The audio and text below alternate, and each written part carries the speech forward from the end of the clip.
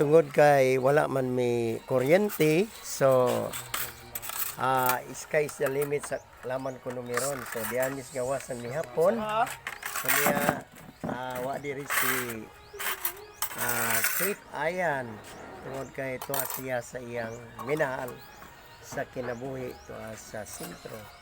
Nya kami karon mag-una-una mi og panihapon tungod kay sayog yun mi manihapon ug di ami diri sa gawas na nihapon kay wala man lagi kuryente.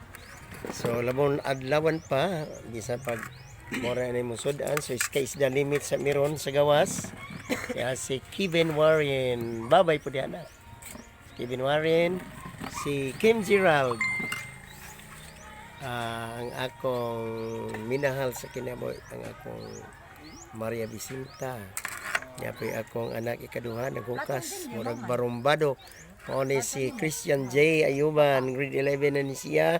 Ang iyang major is, sa major ni manak, ICT.